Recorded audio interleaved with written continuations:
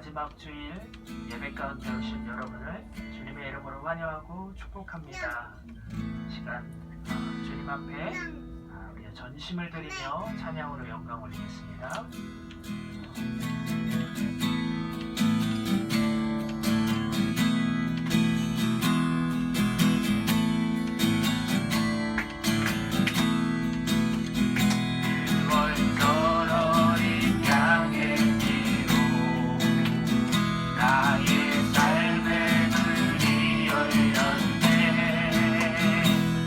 어둠의 권세를 힘이 없네.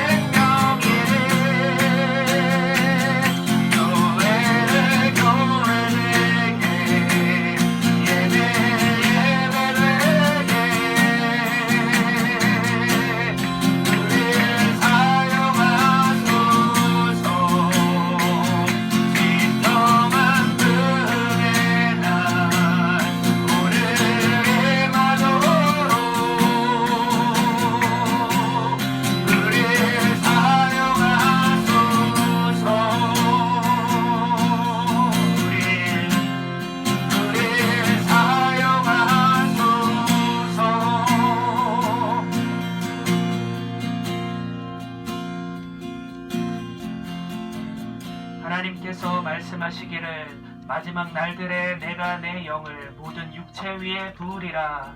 그러면 너희 아들들과 딸들이 예언할 것이요 또 너희 젊은이들은 환상을 볼 것이며 너희 노인들은 꿈을 꾸리라. 회개하라. 그리고 죄들을 사함받은 것으로 인하여 너희가 성령의 선물을 받으리라. 하나님, 분주하다는 핑계로 기도와 말씀에 또 기도와 간구에 전념하지 못했음을, 하나님의 얼굴을 구하지 못했음을 이 시간 회개하며 나아갑니다. 주님께서 성령을 선물로 주기 원하시는데 우리의 고쳐지지 않은 마음과 주님께로 돌이키지 않는 마음들이 주님 앞에 나아가는 것을 방해할 때가 많지만, 주님 다시 한번 기회와 은혜를 허락하여 주셔서 이 시간 주님을 찾고 또 찾고 간절한 마음으로 주님 앞에 나아가는 예배되게 하여 주시옵소서. 말씀을 증거하시는 목사님의 입술을 통하여 배에게 영이 부어지게 하여 주옵시고 성령의 선물을 받을 수 있도록 우리의 마음이 준비되게 하여 주옵시고, 오늘 이 시간 역사하실 또 온라인을 통하여 함께 예배하는 모든 성도님들을 통하여 역사하실 하나님의 일들을 기대하며 나아가오니 하나님 임하여 주셔서 주님의 일들을 행하여 주시옵소서. 주님 이 시간 가운데 역사하여 주시옵소서라고 우리 주여 한번 부르시고 기도하겠습니다. 주여 하나님,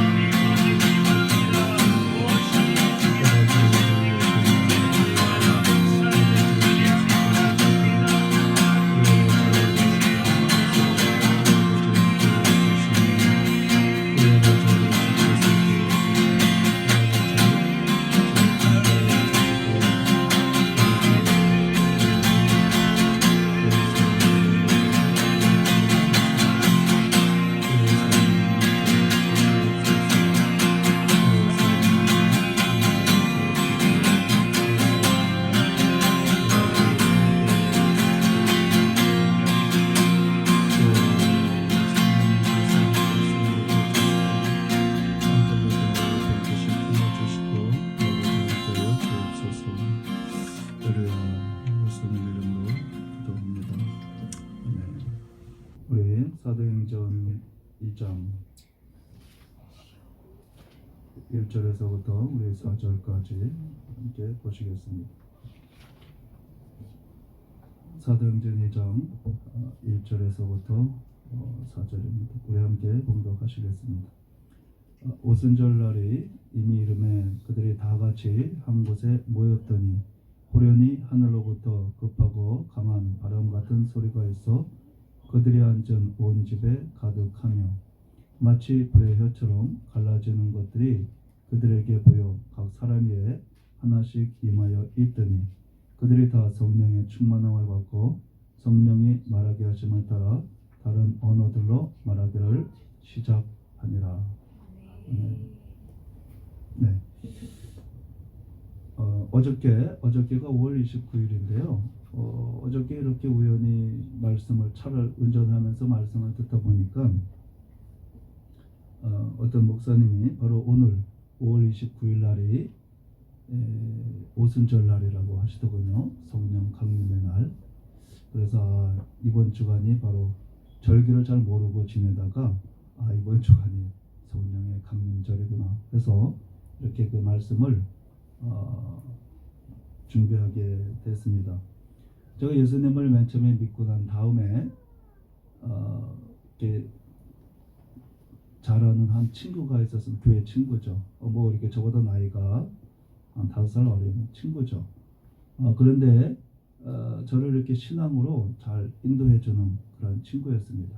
이 친구의 직업이 그 당시에 한 20여 세 나이 정도 됐겠죠. 그 나이 때에 호주에 와서 이렇게 택시를 하고 있었습니다.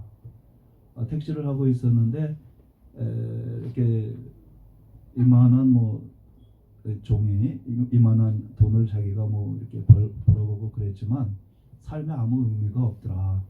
그러면서 자기가 이제 신학을 준비하려고 했었던 그런 친구였습니다. 그러니까 저를 신앙으로 이렇게 잘 인도해 줬었는데 그 친구하고 이제 이렇게 뭐 같이 기도하다 보면 이제 옆에서 같이 기도하고 그러게 되는데 그 친구는 방언으로 막 기도하고 저는 막 한국말로 열심히 막 기도하다가 가만히 기도하면서 생각을 해보면 하나님께서 저 친구의 기도를 들어주실 것 같고 저의 기도는 들어주실 것 같지 않다는 생각이 자꾸만 들어오는 겁니다. 왜냐하면 저는 한국말로 기도하고 그 친구는 방언으로 기도해서 얼마나 신비해 보이는지 저렇게 신비한 기도를 하는 저 친구의 기도를 하나님이 들어주시고 저의 기도는 들어주시지 않을 것 같다는 생각이 자꾸만 들어서 이렇게 맥이 빠지곤 했죠.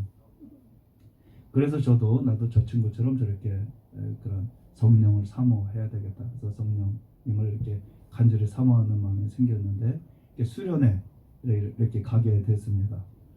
수련회 첫째 날 막 그냥 성령님 달라고 얼마나 막 기도했는지요. 그 둘째 날에도 저희는 밤마다 이렇게 막 철야기도 하는 그 성령 이렇게 구하는 그러한 기도 시간이 있거든요. 그래서 그때 둘째 날에도 얼마나 기도를 했는지 그 다음 날에 목소리가 다 샜더군요. 이렇게 목소리가 잘 나오지 않을 정도로. 그 셋째 날 마지막 날이니까 또 얼마나 또 막 간절히 부르짖었는지 막 기도하고 있는데 그날 셋째 날에 그 빠 목사님이라고 호주 목사님이셨는데 이 목사님은 이제 뭐 이렇게 파푸아뉴기니 이런 데 선교사로 활동도 하시고 이제 그러셨던 분입니다. 이 목사님이 이제 셋째 날에 와서 이제 막 기도를 해주셨는데 막 안수하시면서 앞에서 기도하는데 저도 막 손을 들고 막 악을 쓰고 막 그랬죠 그냥. 그런데 이 목사님이 이제 통역하는 이제 그 집사님이 따라다니셨어요. 집사님에게 지금 이 친구가 이 형제가 지금 방언을 하는 거냐 이게 도대체 뭐 하는 거냐 그래서 한국말로 하는 거라 그랬더니 저를 이제 기도를 스톱시키시면서 한국말로 기도하지 말라고 한국말로 그렇게 막 방언 이렇게 막 성령 달라고 이렇게 기도하면 성령님은 이렇게 내가 막 의지하는 그거를 갖다가 이렇게 들어주시지 않는다고 내 의지를 꺾으면서까지 그러니까 할렐루야로 이렇게 하라고 하시더군요. 할렐루야. 한국말로 기도하지 말고 할렐루야. 그래서 저는 막 손 들고 그냥 할렐루야 할렐루야 했더니 할렐루야 하다 보니까 막 혀가 꼬이더군요. 이렇게 얼마나 부드럽게 이렇게 혀가 말리면서 이제 그때부터 이제 이렇게 방언을 했던 기억이 납니다. 근데 제가 이제 이렇게 되돌아보면은 뭐 이렇게 방언하는 것이 하나님께서 더 빨리 잘 들어주시고 하는 이제 그런 것 같지는 않아요. 우리의 마음의 중심의 기도를 하나님이 들어주시지. 그렇지만 방언은 큰 유익이 있다 이렇게 생각을 하게 됩니다. 이 성령께서 역사하셨던 것은 창세기 천지 창조 하나님의 천지 창조하셨던 그 창세기에 기록된 그 내용에서부터 성령님이 나오고 계십니다. 창세기 1장 1절에 보면 땅이 혼돈하고 공허하며 흑암이 깊음 위에 있고 하나님의 영은 수면 위에 운행하시니라. 하나님이 빛이 있으라 하시니 빛이 있었다라고 이와 같이 말씀을 하고 있습니다. 여기 성령께서 하나님께서 천지를 창조하실 때에 빛이 있으라 말씀을 하셨죠. 그때에 성령께서 이렇게 이미 운행하고 계셨다는 겁니다. 그러니까 성령 안에서 하나님께서 이렇게 천지 창조를 하신 그런 모습을 볼 수가 있습니다.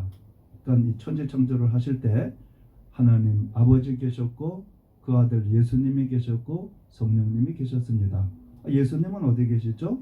말씀이 바로 예수님이십니다. 빛이 있으라. 요한복음 1장 1절부터 3절까지 보면 태초에 말씀이 계시니라. 이 말씀이 하나님과 함께 하셨고 이 말씀이 곧 하나님이시니라. 그가 태초에 하나님과 함께 계셨고 만물이 그로 말미암아 지은 바 되었으니 지은 것이 하나도 그가 없이는 된 것이 없느니라. 예수님께서 천지 창조하실 때 함께 하셨다는 겁니다. 예수님으로 말미암지 않고는 하나도 창조된 것이 없다는 거죠. 그래서 하나님이 천지 창조하실 때 이 하나님 아버지 또 예수님 성령님께서 함께 일하셨다는 것을 알 수가 있습니다. 그 우리가 일상생활 가운데 있어서도 항상 이 하나님의 말씀을 우리가 믿음으로 붙잡고 성령 안에서 이 말씀만 하면은 안 되겠죠. 성령께서 일하시도록 성령 안에서 이렇게 함께 이 세상 살아가는 것이 참 중요하다는 생각을 하게 됩니다. 예수님께서 요한복음 14장 16절에 내가 아버지께 구하겠으니 그가 또 다른 보혜사를 너에게 주사 영원토록 너희와 함께 있게 하시리라 말씀을 하고 계십니다. 여기서 다른 보혜사란 것은 헬퍼를 말합니다. 보혜사라는 헬퍼인데 다른 헬퍼죠. 그러니까 예수님이 계시는데 예수님과 여기서 다르다고 하는 것은 똑같은 품성이지만 똑같은 능력이지만 예수님이 계시고 성령님이 계신 이런 것처럼 그렇게 똑같은 능력을 가지시고 똑같은 품성을 가지시고 하신 이러한 성령님이 계시다는 겁니다. 이 성령님을 우리 가운데 보내주셔서 우리를 고아와 같이 내버려 두지 아니하시고 우리를 도와주시는 분, 그분이 바로 성령님이시라는 거죠. 이 세상에서는 사람이 도와줄 수 있는 부분이 있고 도와줄 수 없는 부분이 있습니다. 나만이 당해야 되는 고통, 다른 사람이 알 수 없는 고통, 나만이 당해야 되는 고통이 있죠. 예를 들어서 부모님이 돌아가시면 많은 사람들이 문병을 이렇게 위로하러 오죠. 그렇지만 그 고통은 다른 사람이 이해할 수 없는 고통이죠. 나의 부모님이 돌아가셨기 때문에 거기에 따른 나의 고통이 있습니다. 다른 분들이 위로를 해주지만 내가 당하는 고통만큼 그 자녀들이 당하는 고통만큼 이렇게 알 수가 없는 부분들이 있는 거죠. 질병으로 고통당하는 분들이 있습니다. 암이라든가 어떤 질병으로 인한 고통이 있을 때 우리가 위로하지만 실상은 그분이 당하는 그 고통만큼 우리가 이해할 수 있는 것은 아니죠. 제가 15년 전에 이렇게 담속으로 인해서 이렇게 고통을 당할 때가 있었습니다. 그러니까 음식을 잘 먹지 못하고 잠을 잘 자지 못했죠. 어떤 이제 저희 교회에서는 이렇게 제가 다녔던 먼저 교회에서는 이렇게 남성교회, 여성교회가 있었습니다. 그 남성교회에서 여럿이 한 7남성교회까지 있었기 때문에 그 남성교회들이 이렇게 한 달에 한 번씩 뭐 이렇게 모여서 이렇게 회의를 갖고 회의 갖기 전에 이제 예배 드리고 그렇게 합니다. 그 제가 초대받아서 이제 예배를 드리고 그다음에 이제 식사를 하게 되는데 식사를 기도하고 나서 이렇게 보니까 뷔페식으로 이렇게 음식이 있었습니다. 그런데 제가 먹을 수 있는 음식이 많지가 않았어요. 밥하고 왜냐면 이 담석이라는 것이 이렇게 지방, 음식 들어가면은 거기에 따른 이렇게 보통 고통이 심하게 따릅니다. 그러니까 대부분 다 보면은 뭐 고기라든가 이런 음식들이 다 계란이라든가 다 음식들이 다 지방이 다 조금씩 들어가 있어요. 그런데 제가 먹을 수 있는 음식이 100% 야채만 되거든요. 뭐 밥이라든가 이런 거.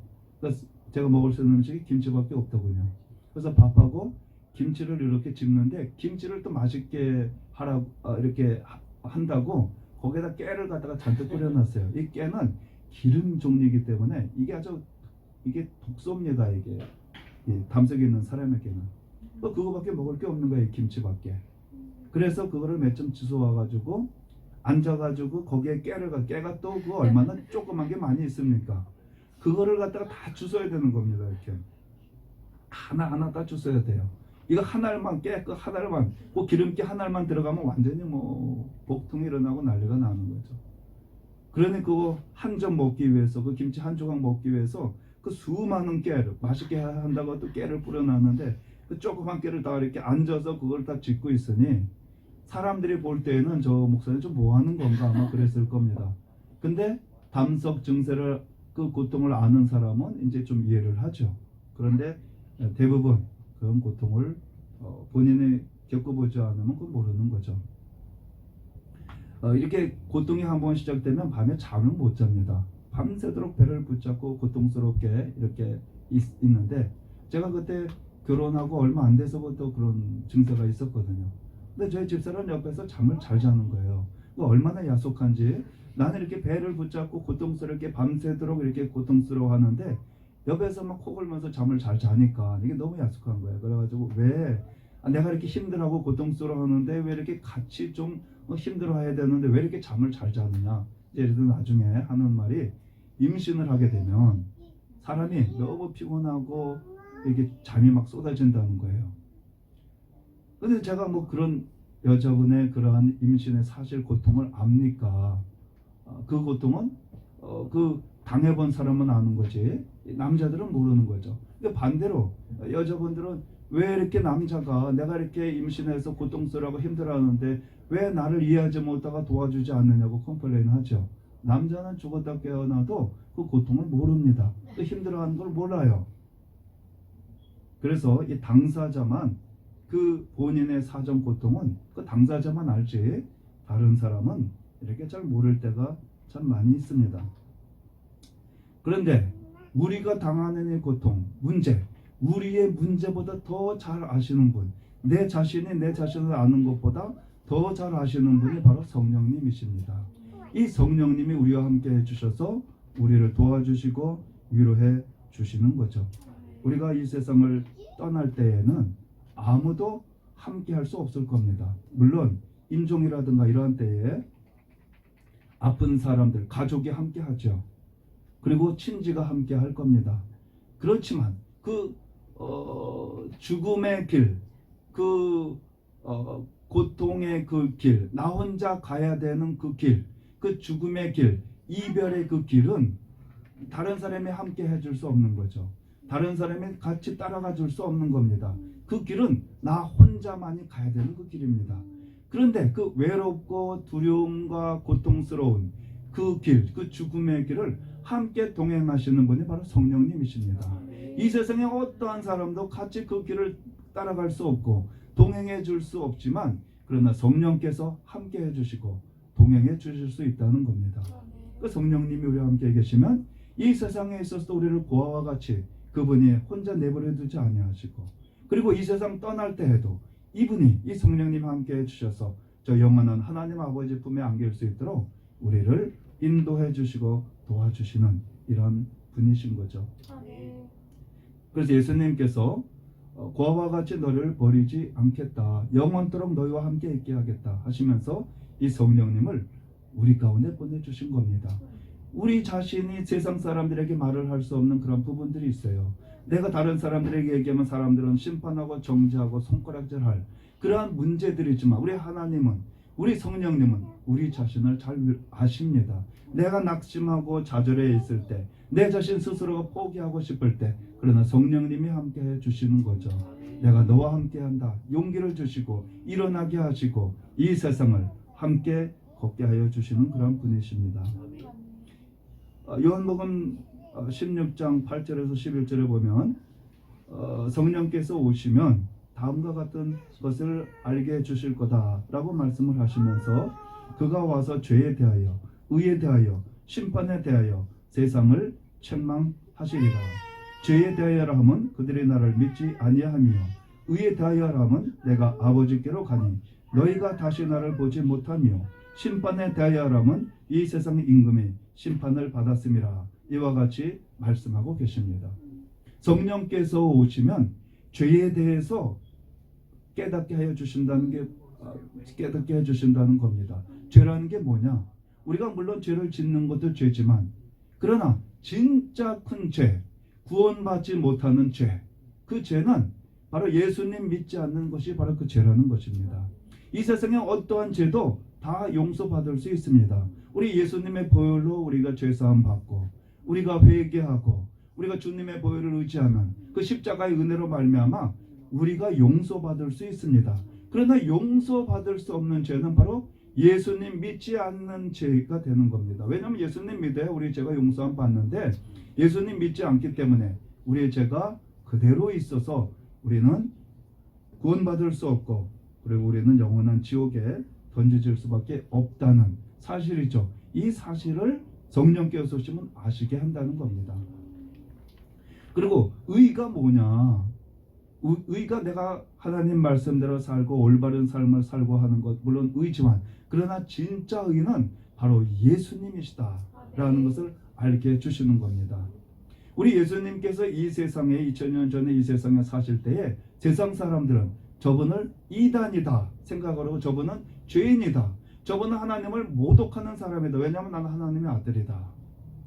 이렇게 말씀을 하셨거든요. 그 안식일에도 병자를 고치고 귀신을 내어쫓고 이러한 일을 하셨습니다. 그러니까 그들이 생각하기를 저 예수는 안식일을 범하네. 하나님 말씀대로 살지 않네. 그리고 하나님의 아들이라고 자신이 하나님이라고 이런 하나님을 모독하는 경우가 있나 하면서 이 십자가에 예수님을 못 박아 죽게 하셨던 겁니다. 그래서 예수님은 십자가의 높이 두 강도 양쪽 강도 사이에 달려서 그렇게 돌아가셨죠.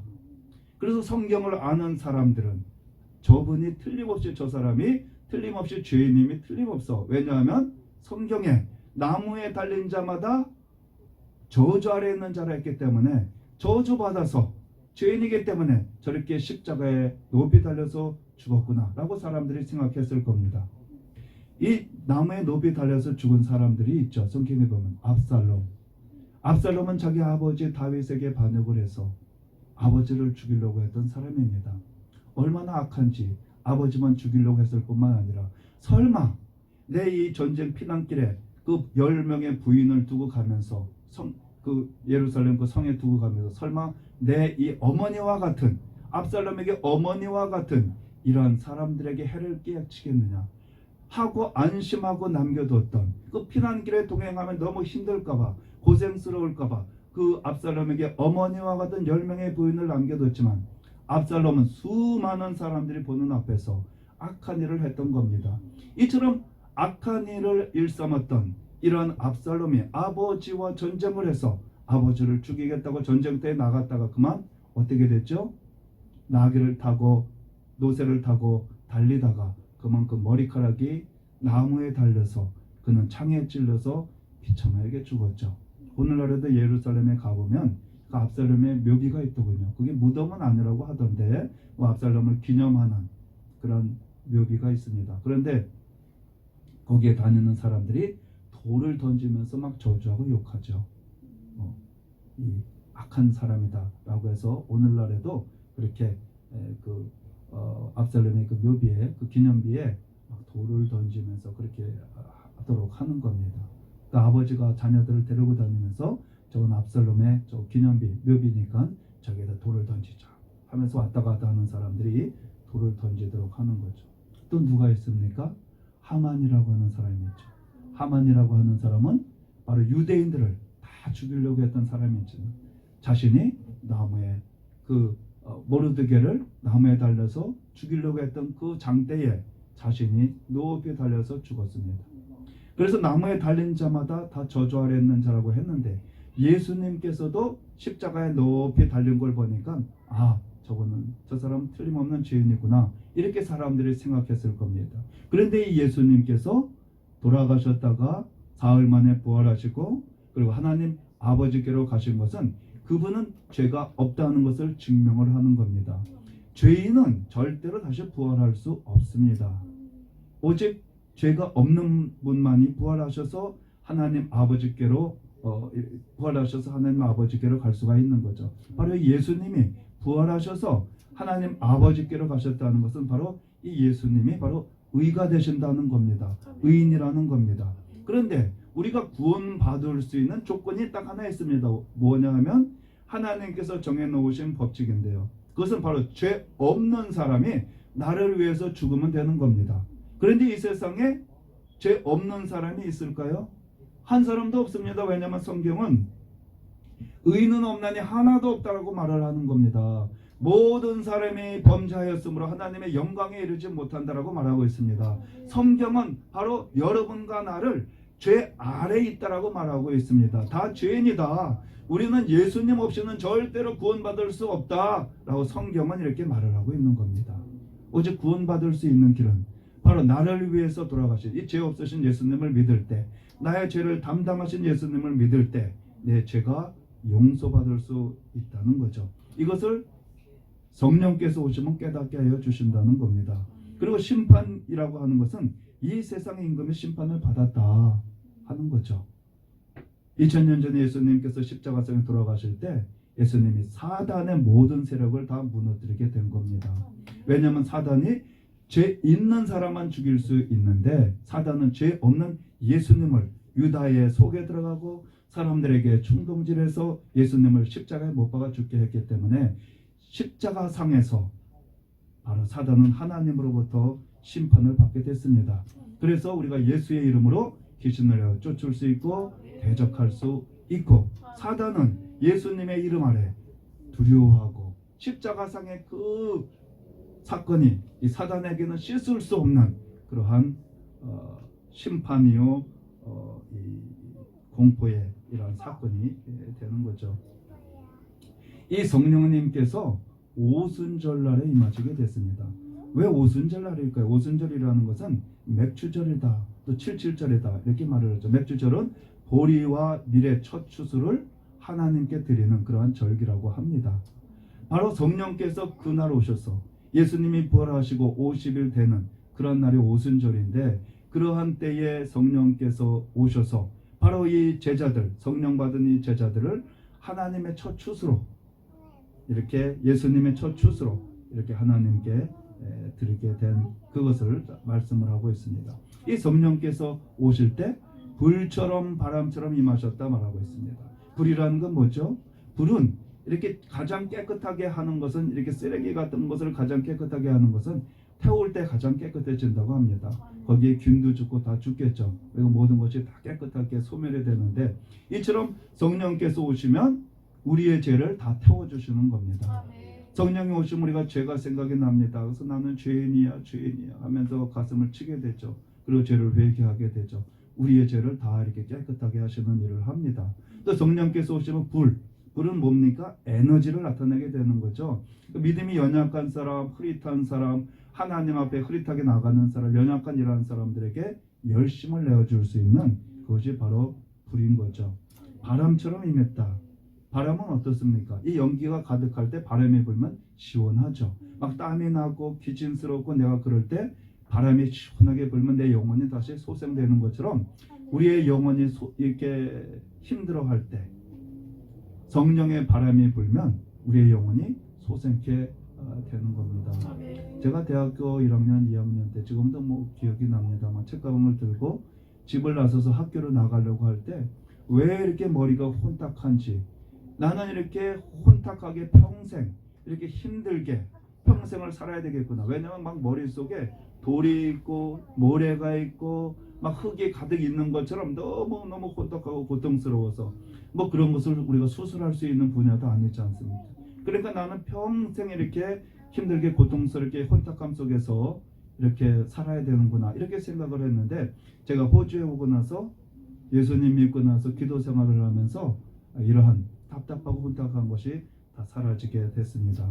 물론 오늘날에도 우리가 예수님 믿지만 이렇게 기도 생활하지 않으면 혼탁하게 되죠. 그래서 우리가 기도하게 되면 우리가 뭐 정신이 참 맑아지게 됩니다. 정신이 맑아질 때가 이렇게 운동하고 나면 머리가 상쾌하더군요. 또 우리가 기도하게 되면 우리의 영혼이 이렇게 상쾌함을 깨닫게 됩니다.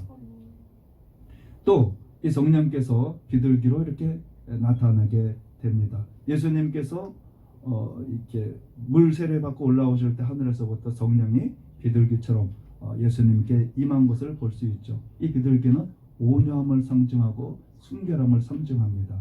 우리 노아의 방주 때 비둘기와 까마귀의 그러한 이야기가 있습니다. 맨 처음에 이 노아가 방주 안에 있으면서 1년 정도 있으면서 이게 물이 이제 빠졌나 안 빠졌나 알기 위해서 까마귀를 내보냈죠. 까마귀가 돌아오지 않았습니다. 왜 돌아오지 않았을까요? 물 이렇게 땅에 보여서 거기에 정착했을까요? 그것이 아닙니다. 여전히 물은 온 산을 덮고 있었지만 거기에 시체들이 떠다니는 시체들이 많이 있었습니다. 그래서 이 까마귀가 그 시체들을 위해서 앉아서 그 죽은 시체를 그것을 먹느라고 이 까마귀는 돌아오지 않았습니다. 그런데 비둘기를 까마귀가 돌아오지 않으니까 비둘기를 내보냈죠. 이 비둘기는 얼마 있다가 땅이 없으니까 그만 다시 돌아왔습니다. 왜냐하면 비둘기는 정결한 짐승이기 때문에 더러운 곳에 접하지 않기 때문에 그렇습니다. 그런데 이 까마귀가 제가 가만히 생각해 보면 이 까마귀가 부정한 짐승인데 이 까마귀가 엘리야 때 보면 엘리야에게 음식을 갖다 주는 좋은 짐승으로 나옵니다. 이게 회심을 한 겁니다. 이게. 그래서 이 까마귀가 부정하고 더러운 것을 좋아하고 정력적이고 탐심적인 이 까마귀가 이제는 변화가 되어서 하나님께 쓰임받는 도구가 된 겁니다. 이게 우리의 모습을 나타내지 않습니까? 우리도 이처럼 변화받아서 하나님께 쓰임받는 도구가 되어야 할 줄 압니다. 우리가 성령 충만하지 않으면 육신이 우리를 생각을 점령하게 됩니다. 육신의 생각은 사망이요 영의 생각은 생명과 평안이니라. 육신의 생각은 하나님과 원수가 되나니 이는 하나님의 법에 굴복하지 않을 뿐 아니라 할 수도 없다라고 말하고 있습니다. 우리의 생각이 성령으로 충만하지 않으면 육신의 생각이 우리를 사로잡습니다. 세상적인 정력적이고 탐심적인 것이 우리를 사로잡게 됩니다. 이때 우리가 기도하고 성령으로 충만받으면 이 육신의 것이 사라지게 되고 하나님의 생각이 우리를 점령하게 되는 거죠. 그래서 우리가 성령으로 늘 충만해서 이 육신의 것이 물러갈 수 있도록 해야 할 것입니다. 또 우리가 기도하지 않으면 성령으로 충만하지 않으면 이 사단이 하나님으로부터 내려오는 은혜를 가로막습니다. 그래서 우리가 깨어서 기도해서 하나님이 나에게 주신 은혜가 있는데 이것이 사단이 가로막아서 은혜가 내려오지 못하도록 하는 이것을 깨어서 기도해서 이 사단의 세력을 물리치고 하나님의 은혜가 우리 안에 내려올 수 있도록 우리가 깨어서 기도해야 할 줄로 압니다. 또 우리가 기도하면 담대해지게 됩니다. 제가 뭐 이렇게 말씀을 전하지만 저는 이렇게 지금도 말씀 전하는 것이 쉽지가 않고요. 말씀 끝날 때쯤 되면 다행이다 이제 끝날 때가 다 됐네 이렇게 혼자서 생각을 하면서 이제 끝나기만을 기다리고 있는데 근데 이제 이렇게 기도하고 이렇게 말씀을 전하기 전에 또 기도하고 그러면서 이제 이렇게 나와서 말씀을 전하는 거죠. 제가 5년 전에 이게 신학교 처음으로 제가 들어갔을 때 50대 중반으로 그때는 교회를 개척하고 몇 년 안 되어서 뭐 교회가 부흥도 안 되고 그러다 보니까 특별하게 할 일이 많이 없더군요. 신방 다닐 때도 많지 않고 그래서 이제 신학교를 이렇게 가게 됐는데 신학교 1학년 들어갔는데 그때에 이렇게 그룹별로 그 교회들을 제가 다니는 그 교단 그 신학교가 침례 신학교인데 그 자기 교단에 속한 그 침례 교회를 이렇게 전부 다 짝을 지어서 5명씩 6명씩 그룹별로 그 교회들을 방문을 하게 했습니다. 그래서 말씀도 전하게 하고 그 교회의 모습도 이렇게 공부하도록 이렇게 했는데 저희가 이제 이렇게 모여서 너는 뭐하고 너 담당 이렇게 전부 다 했는데 근데 그때 학교 선배 3학년 졸업반 선배가 있었는데 그분이 이제 그 친구가 말씀을 전하도록 되어 있었고 저희들은 이제 하나씩 이렇게 다 맡아서 했는데 떠나기 바로 며칠 전에 그 친구가 그 학생이 몸이 아프다고 못 가게 될 것 같다고 얘기하더군요. 그래서 이제 그 설교가 이렇게 저한테 이렇게 배정이 되게 됐습니다. 그 제가 이제 하게 됐는데 이제 막 떠나는 날까지 막 이제 막 이렇게 설교 준비하고 또 막 그때 막 또 기침 막 이런 증세가 있어가지고 기침하면 막 어떡하지 막 이렇게 걱정을 많이 하면서 아무튼 캔버라에 있는 그 침례 교회로 이렇게 가게 됐습니다. 그 다음 날이 이제 주일날이었었는데요. 이제 막 또 아침에 깨어서 일어나서 막 기도하고 기침하지 않도록 하고 또 이렇게 막 이렇게 담대함 달라고 기도하고 이제 뭐 이렇게 기도하면서 갔죠. 갔더니 이제 거기서 제가 이제 말씀 전하는 사람이라고 저를 불러다가 마이크를 미리 주더군요. 이 마이크가 귀에다 꽂고 이렇게 입에다 대는 마이크였는데 제가 기겁을 했습니다. 그 모습을 보고.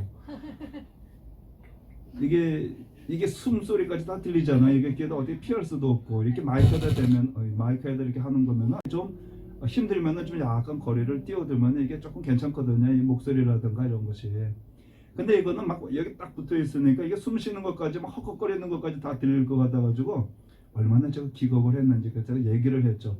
제가 지금 감기 기운이 있어서 제가 기침을 할 것 같은데 이거 기침을 하면 이거 어떡합니까 이게. 그러니까 제가 손을 들고 하는 마이크를 주십시오 그랬더니 그거 마이크 이거 하면 굉장히 편리하고 이렇게 귀에다 꽂고 입에다 그냥 하면은 두 손 다 쓸 수 있어서 너무 편리하고 그리고 기침이 나올 것 같으면 그거 가리고 한쪽에다 하면 된다고 자꾸만 그분이 그러는 거예요. 그 담당자가. 그래가지고 어쩔 수 없이 이거 큰일 났네 하면서 어쩔 수 없이 그거를 이렇게 있고 또 이렇게 예배 막 이렇게 본격적으로 시작하기 전에 성찬식을 하더군요. 그 성찬식을 하는데 이제 이렇게 성찬식 이제 한 150명, 200명 정도 되는 이렇게 교회였으니까요. 거기서 이제 이렇게 전부 다 성찬식을 하는데 이렇게 떡이 돌아가고 잔이 돌아가는데 떡을 받을 때 제 손이 떨리더군요. 이렇게 내가 떨고 있네. 또 잔을 받을 때 잔이 손이 막 떨리더군요. 이게 원래 말씀 전하면 긴장은 항상 하거든요. 이게 뭐 벽한하고 뭐 할렐루야 뭐 이러는 거 얼마나 되겠습니까? 항상 긴장하고 쓰죠. 그런데 그런 줄 알았더니 이게 잔을 떠오는 거 보니까 이거 내가 긴장을 많이 하고 있구나. 이제 이렇게 생각을 하고 아무튼 그래도 이제 뭐 이렇게 기도하고 성령님 의지하고 이제 이렇게 말씀을 전하죠. 그러고 난 다음에 이제 이렇게 화요일날쯤인가요? 그 교회가 그 셀 예배가 있더군요. 셀 예배가 그 리더가 나이가 좀 지긋하게 드신 분이 이렇게 셀 예배를 인도하셨는데 제가 이제 거기에 이렇게 가게 됐습니다. 우리나라 구역 예배와 같은 거죠. 그래서 이제 이렇게 그룹이 이처럼 이렇게 한 10여 명이 모여서 이렇게 예배를 드리고 성경 공부를 하고 있더군요. 그것이 이제 거의 끝날 때쯤 돼서 이분이 저를 한쪽으로 불러서 이제 거기 그 리더분 옆에 한국분이 사는데 제가 한국 사람이라는 걸 알고 저를 소개시켜 주려고 그분을 저녁에 이제 자기 집에 오라고 이렇게 초대를 했던 겁니다. 그래서 3명이서 이제 그 시간에 모여서 이제 한국 사람이니까 이제 인사하고 이렇게 그분이 한국에서 이렇게 어떤 회사인가요? 그걸로 파견되신 분이에요. 그래가지고 이제 그렇게 얘기를 하는데 이 리더분이 그 한국분에게 저기 미스터 김 우리가 얘기를 해봤지만 당신도 아시다시피 우리가 이렇게 얘기를 좀 해봤지만 이 영어 실력으로 설교를 할 수 있을 것 같으냐 없을 것 같으냐 그분한테 물어보더군요. 그러니까 그분이 고개를 흔들면서 못할 거라고 이렇게 얘기를 했는데 그 리더분이 아니라고. 이 미스터 김이 며칠 전에 주일날에 우리 교회 와서 설교를 했는데 내가 거의 다 알아들었다고. 근데 제가 그 얘기를 들으면서 아니 영어를 하면 다 알아듣는 거지 뭐 또 거의 알아듣는 게 뭐 있나 저는 그렇게 생각을 하게 됐는데 이 발음이라는 게 외국 사람들은 못 알아듣는 발음이 좀 있더군요. 아무튼 그래서 아무튼 제가 좀 제 자랑을 좀 했습니다. 그런데 본의 아니게 좀 했습니다. 그런데 제가 얘기하고자 한 것은 이렇게 우리가 뭐든지 기도하고 떨지만은 이렇게 믿음으로 나가서 성령님 의지해서 이렇게 부탁져야 된다는 거죠. 우리가 이 세상에서 가장 성공한 삶이 뭐가 있겠습니까? 저는 이 세상에서 가장 성공한 삶이라는 것은 저는 천국 가는 삶이라고 생각을 합니다. 아무리 이 세상에서 성공하고 행복한 삶을 살고 명예와 권세, 세상적인 것을 다 누렸다고 할지라도 그 영혼이 지옥에 간다면 아무 소용이 없는 겁니다. 결코 성공했다고도 할 수 없고 결코 그 삶이 행복했다고도 할 수 없고 어떠한 것도 다 영광된 삶이라고 할 수 없는 거죠. 그런데 이 세상에 어떠한 삶을 살았든지 간에 그 영혼이 천국에 갔다. 그 결과가 하나님 집에 들어갔다. 하나님 품에 안겼다. 천국에 갔다 한다면 그 사람의 삶은 성공적인 삶이요. 이 세상의 삶이 아무리 힘들고 고통스러워도 그 사람의 삶은 행복한 삶이 되었음에 틀림이 없습니다. 그 사람의 삶은 영광스러운 삶이 틀림이 없습니다. 그런데 우리의 이 삶을 도와주시고 함께 해주실 수 있는 분이 바로 성령님이신 거죠.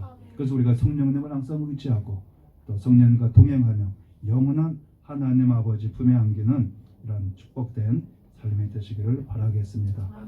기도하겠습니다. 하나님 아버지, 우리 성령님을 이 땅에 보내주셔서 우리의 부족하고 연약하고 한 저희들의 삶을 도와주시고 함께 해주심을 감사합니다.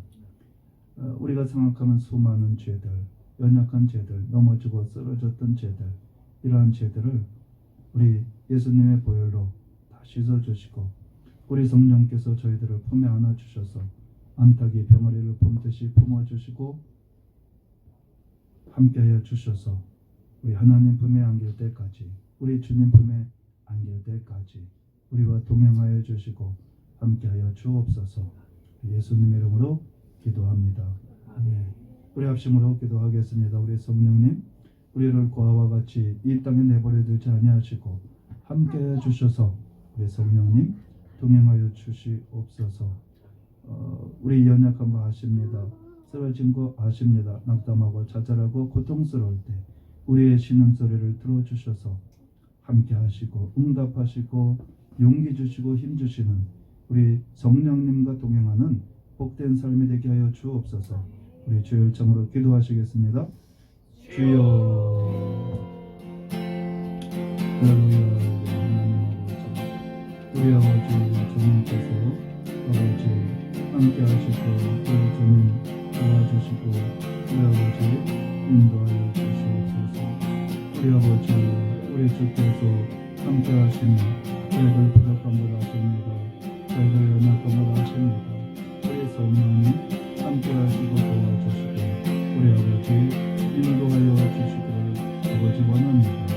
저희들을 고아와 같이 내버려 두지 아니하시고 저희들 낙담하고 좌절하고 힘들어할 때 우리의 연약한 그 조그마한 신음소리까지 우리 주님께서 들으셔서 우리 성령께서 들으셔서 우리를 품어주시고 도와주셔서 아버지와 동행하시는 우리 성령님 우리가 모셔드리고 환영하고 인정하고 의지합니다.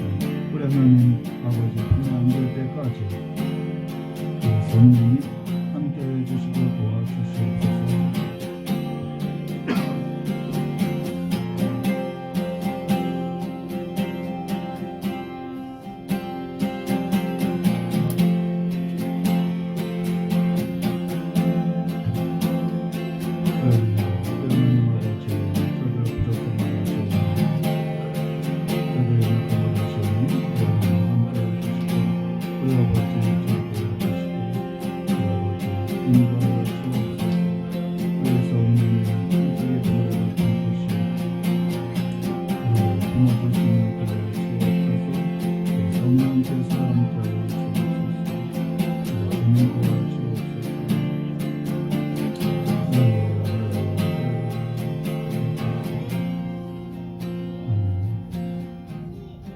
우리 찬송가 172장을 우리 하나님께 찬양하시겠습니다.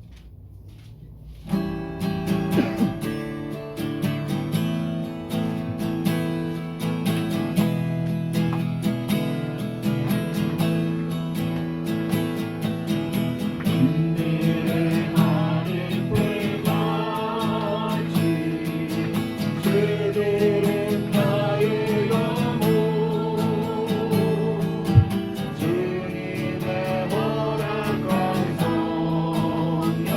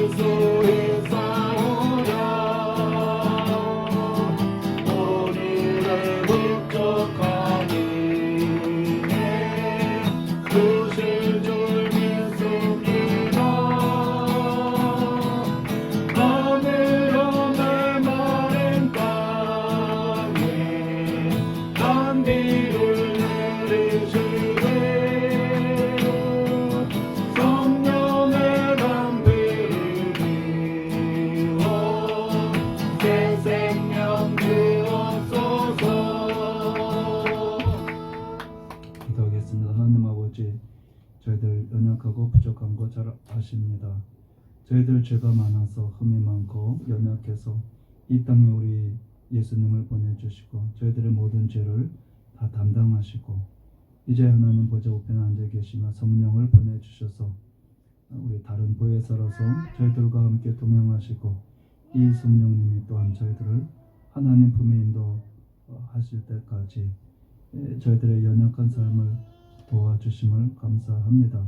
우리 성령님 저희들 부족하오니 불쌍히 여기셔서 저희들을 품어주시고 암탉이 병아리를 품듯이 품어주시며 저희들 하나님 우리 주님 품에 안길 때까지 저희들과 동행하여 주시옵소서. 지금은 우리 구주 예수 그리스도의 무한하신 은혜와 하나님 아버지의 영원하신 사랑하심과 우리 성령님의 교통 충만하심이 이 자리에 참석한 하나님의 자녀들 외에 지금부터 영원토록 함께 하시기를 축원하옵나이다. 아멘.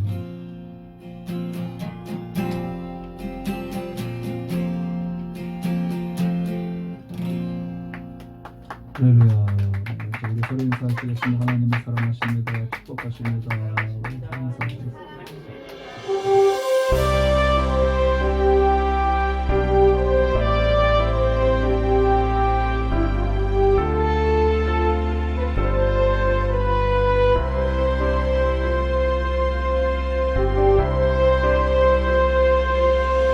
우리에겐 소원이 하나 있네. 주님 다시 오실 그날까지 우리 가슴에 새긴 주의 십자가 사랑 나의 교회를 사랑케 하네. 주의 교회를 향한 우리 마음 희생과 포기와 가난과 고난 하물며 죽음조차 우릴 막을 수 없네. 우리 교회는 이 땅의 희망. 교회는 교회 되게 예배를 예배 되게 우릴 사용하소서. 진정한 구원의 날 오늘이 가도록 우릴 사용하소서.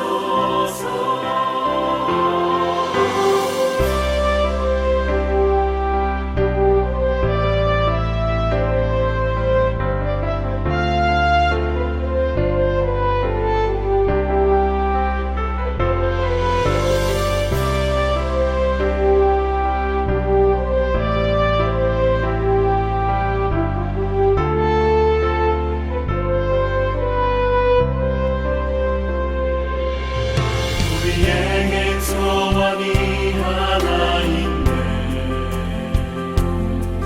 주님 다시 오실 그날까지 우리 가슴에 새긴 주의 십자가